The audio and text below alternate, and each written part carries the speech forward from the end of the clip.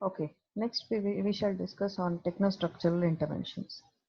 Uh, it's a combination of two, that is technology plus bringing changes in the structure of the organization. So those kind of changes we call them as technostructural interventions here. So these interventions may be structural, bringing out changes in the organization structure through redesigning the structure of the organization. So that's a structural design intervention. So here what they do is, we already know what is an organization structure.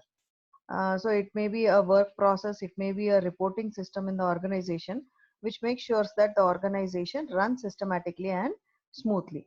So here, to bring the change in that structure of the organization, okay, so why actually is needed?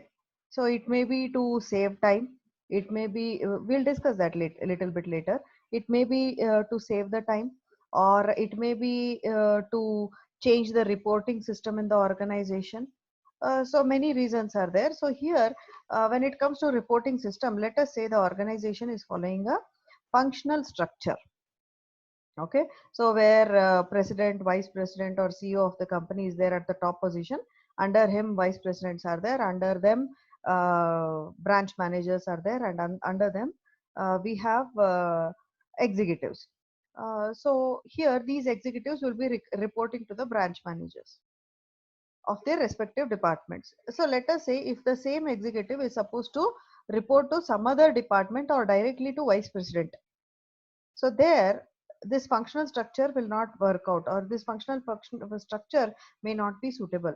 So there is a need where a matrix structure comes into picture, which is a very complex kind of structural design, where a person will be reporting to two or three different type of people at the same time in the organization. So to bring out such convenience in the organization, structural changes can be made. There is one more way how you can change the structure. Imagine that the organization is completely centralized, where all the decisions are taken at the topmost level, due to which it is highly time consuming, because every decision has to go to top management, and they will take time to take a decision. In case if the system is decentralized, the decision making will be much faster. So here you can bring change in the organization structure, especially when it comes to centralization. You can always change it to decentralized system so that the decisions can be taken at a much faster pace. So these are some benefits of bringing out structural design interventions in the organization. Then downsizing. What is this downsizing? Downsizing. So here you are reducing the size of the organization with the number of employees. So the employees are removed from the organization for certain reasons. Let us say the organization has recently gone for automation. And when automation is there, ultimately many people will not be having any job. The reason is that job is taken up by the machines, due to which there is an idleness in the employees of the organization. So you have to make them sit and pay. That is not affordable for the company. So what you do, you try to cut down the size of the organization by removing the employees from the company, due to which how it is going to help you, it will help you to reduce the payment of the salaries. It will help you to even help or make easy for you to manage the people, because now there are lesser number of people in the organization. So the downsizing may be due to technological upgradations or information technology being adopted in the organization, which will lead to this downsizing system or an intervention. Then re-engineering. So here you are going to change the whole process in the organization, which will be highly beneficial for the company in terms of increasing the performance of the organization. So re-engineering can be here, like shifting from old handloom system to the powerloom system, especially in the garment industry. So you are totally re-engineering, you are totally changing the whole work process of the organization by shifting from handloom industry to the powerloom industry. So that is what is an example of a re-engineering. Then comes your parallel structures. So these parallel structures are very similar to organizational structures. What happens? An organization is following a kind of a structure, a reporting structure. So without disturbing the original organization structure, the management will select people from different departments of the organization. And these people will be experts. These people will be highly skilled. These people have great decision making and problem solving abilities.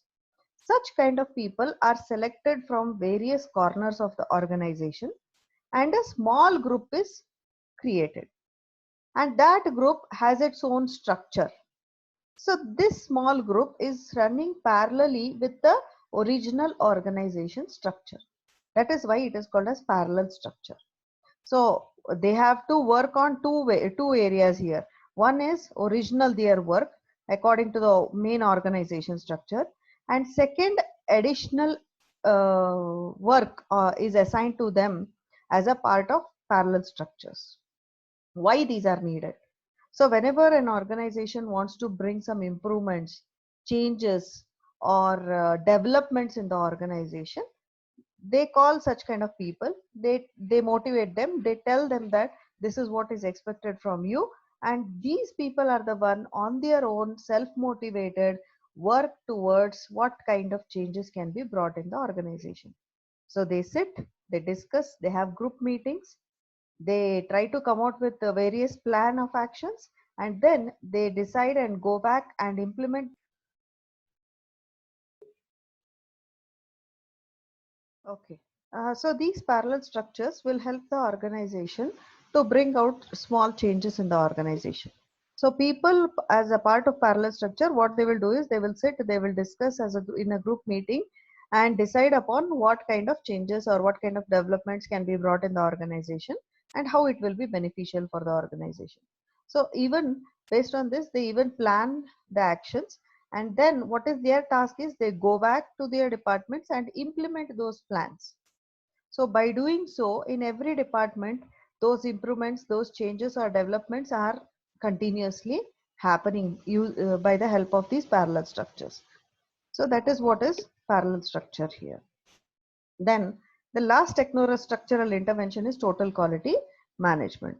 As the name itself tells you, it is about bringing complete quality in the organization. It may be in terms of work system, it may be in terms of giving services to the customers, it may be quality, bringing quality in the products, it may be bringing quality in the reporting patterns or communication systems, right? So every area which you take, so here you go with quality. So there are many techniques here when you want to bring total quality management in the organization. So like 5S, Japanese 5S model is there. Then we have Deming's model. We have um, many other kind of total quality management interventions or techniques which can be implemented. We have Six Sigma also. Okay, so these are some techniques wherein quality can be brought in. So hope you have all listened to or heard about Mumbai Dabbawalas. So these people are the one who have been rated as Six Sigma. Okay, that is very less errors, 0.0001% of errors they create or they make during the work system. So it is a complete man based work system. Still then they are able to work with 0.00000.001% of error here. Okay, so a very less percentage, almost 99.9999%, they are perfect in their task. So that is why voluntarily Six Sigma organization has given them the certification of Six Sigma, that is they are quality gurus. So that is total quality management. Then coming to human resource management interventions. Human process interventions were concentrating more upon individuals. Okay, so trying to improvise relationships, trying to build relationships, trying to create bonding between the employees. But human resource management interventions, they talk more about how management will support to increase the effectiveness in the organization, especially which are related to employees. That is human resource.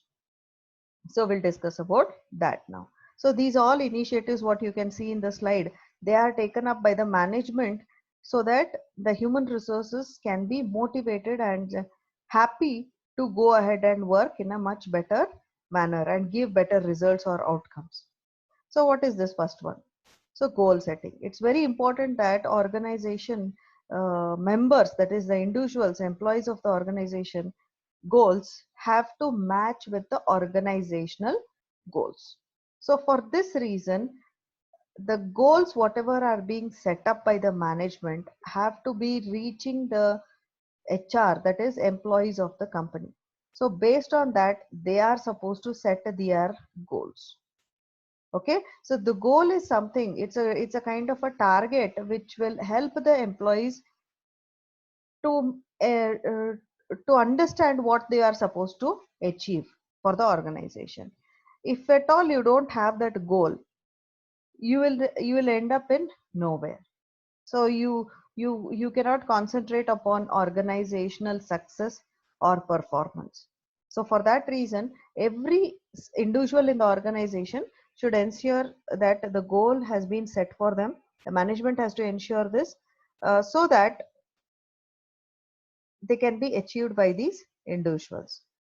So interventions can be brought here for helping the members or the employees to set their goals. It may be like some simple team building exercises, or it can be like manager and the employee face-to-face discussions. Such kind of interventions can be brought in. Okay, of course, goal has been set up, but what about the whether they have reached that goal or not? So there you need performance appraisal. It acts like it acts like a measurement technique wherein you will judge whether the employees have met their goals or not. So a performance appraisal technique is an intervention to bring control over the behavior or performance of the employees in the organization.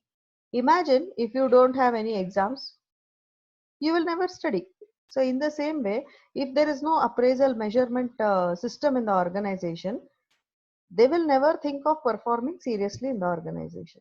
So the same way it works out. So that is why it is an intervention to bring behavioral changes in the employees.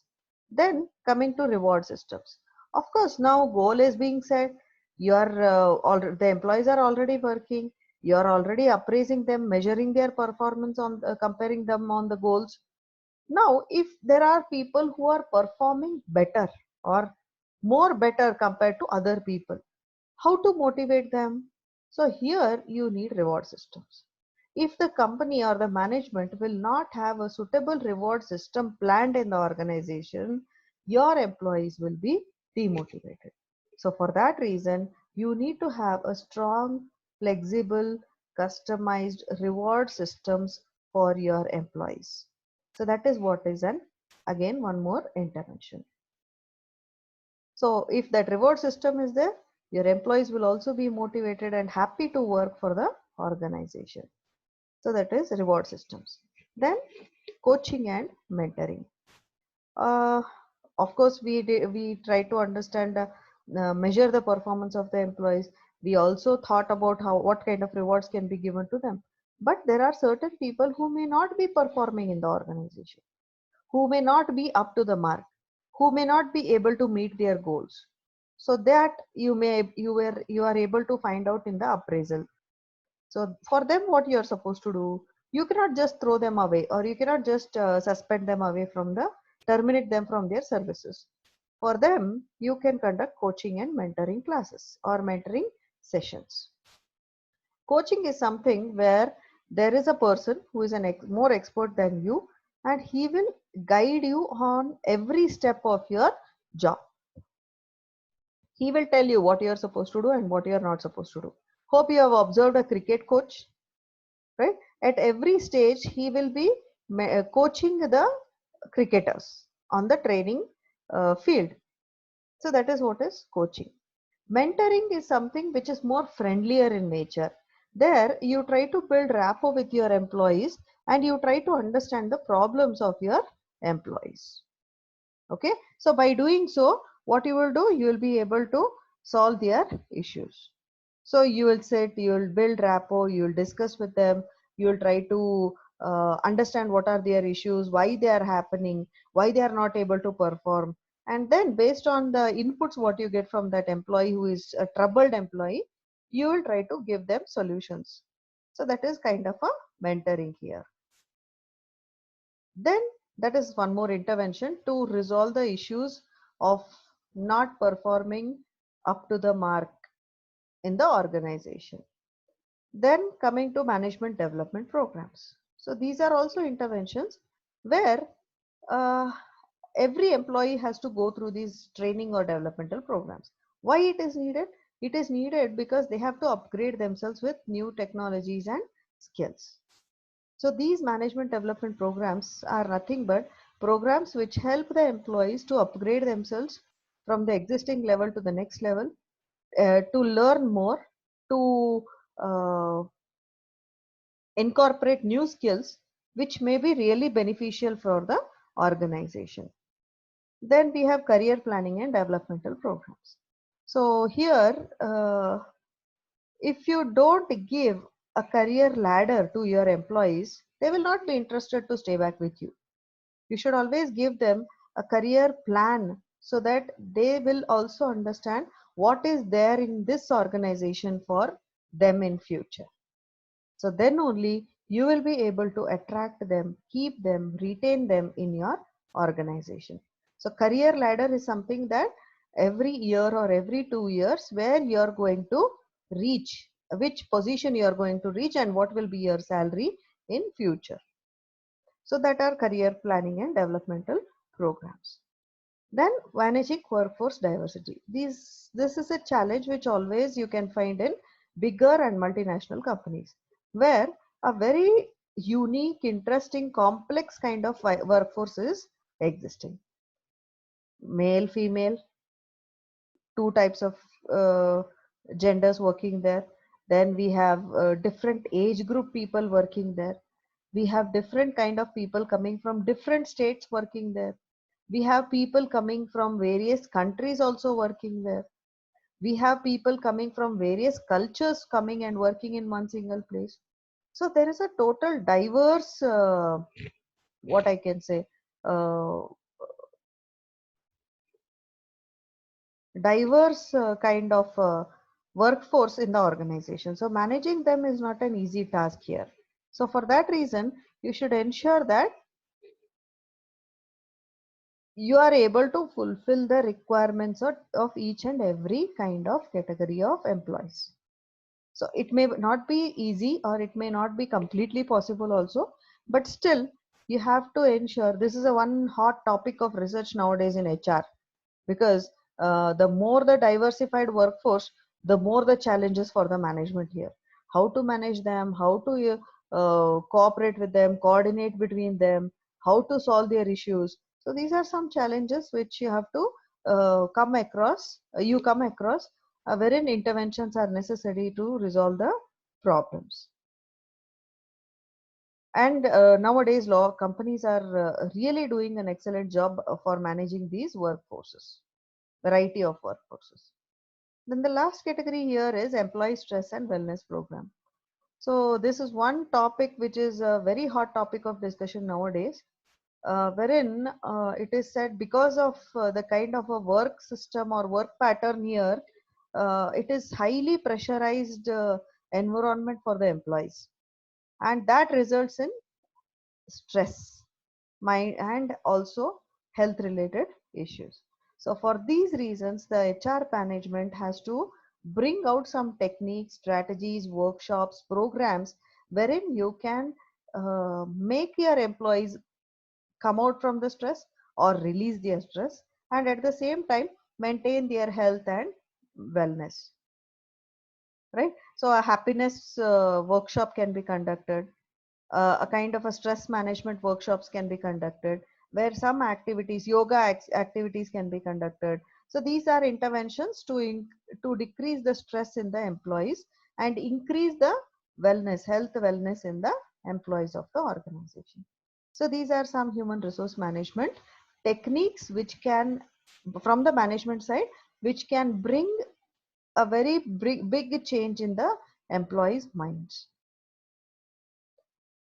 This is the last category, that is strategic change management, or change interventions. So here, the first strategic change itself tells you something that it is very big.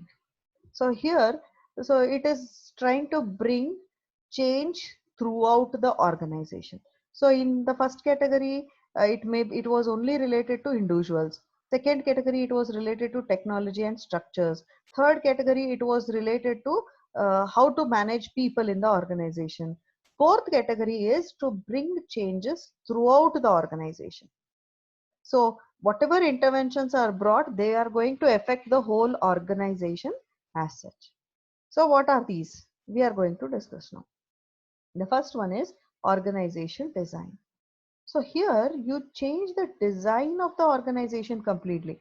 Design in the sense it starts from the structure of the organization till the reporting patterns also.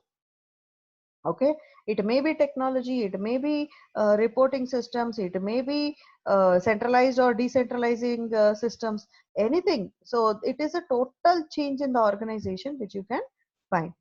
Long back, around 10 or 12 years back, I guess, our Indian Railways went with this transformational change of bringing complete organization design change, where they shifted from the old system to completely automated system. Now you can you can book your tickets online, you can check your PNR status, you can log into complaints, you can check your where your train is, when it is going to arrive. You have so many facilities from railways today. So this is complete change of organization design. This is an example for it. So here, a kind of a, we can say a huge transformational change can be considered. So total transformation from the older system to the completely new, changed, innovative look for the Indian Railways today. And they're really functioning very, very nicely. And today people are also happy with how Indian Railways are performing. Cultural change. There is, you can go through Google also. There is one model called as Octopace model, okay, which talks about 8 different types of cultures in the organization. So here, if the culture of the organization is very rigid, stringent, highly bureaucratic, it becomes very difficult in the organization to operate smoothly. So the culture of the organization has to be very open. It has to accept the views and opinions of other people in the organization. So people have to keep aside their egos and communicate properly with the other employees of the organization. So these positive changes in the culture have to be brought in.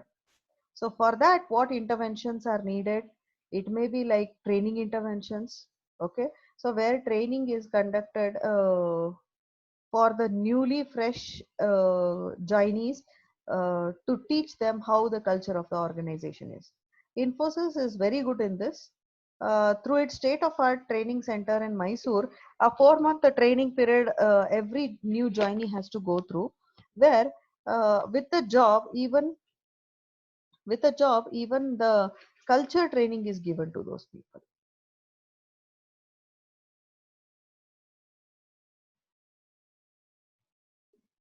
Okay.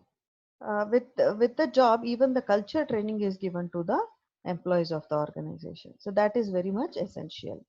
So then comes your learning organizations. So these learning organizations are something, if you create, it will be for a lifetime. So this is a very beneficial for the organizations, because a kind of an atmosphere is created in the organization where everybody, that is employees of the organization, will accept new things. See, most of the times whenever we bring new things to the people or the employees, the first answer is why, and second answer is no, we don't want it. So if you are able to create that welcoming learning organization kind of environment in the companies, your employees will be much faster in accepting the changes. They will learn faster, they will accept the new changes which are happening around them. This ultimately can make an organization grow more faster than other organizations. So that is why learning organizations are very, very important in today's competitive era. Mergers and acquisitions. So this mergers and acquisitions, you already know what are they. Merger is when two equal companies come together. Acquisition is when larger company takes on with a smaller company. So during this situation, it's a big change in the company. That's why it comes under the category of strategic change. So here, whenever there are mergers, acquisitions, or even we consider alliances, what happens is there is a lot of complexities which arise in the organization. Employees will be afraid whether they will lose their jobs or what. Employees will be in a dilemma whether the culture of the organization will change. Employees are in a stress because they have to report to new people now, right? So there are many HR related issues which may come up due to mergers, acquisitions, or alliances. So for this reason, how to smoothen out or how to ensure that your employees are not having that dilemma or stress in their minds. So such kind of interventions are planned for the organizations, especially during the mergers and acquisitions period. It may be like a meeting where all the employees are called of both the companies who are getting merged or acquired, and they are informed about how things are going to happen. Transparency, if you are able to maintain in the organization, that is one of the best intervention you can find out to smoothen the whole merger and acquisition process. So this is an example of how intervention can help you to go through your merger and acquisition or alliance kind of situations. So these are all strategic change interventions. So other than these, there are many more interventions. So we are restricting for this session, we are restricting ourselves to only these varieties of interventions. So if you have any other doubts regarding this topic and video, you can always get back to me on my email ID or telephone. Thank you all.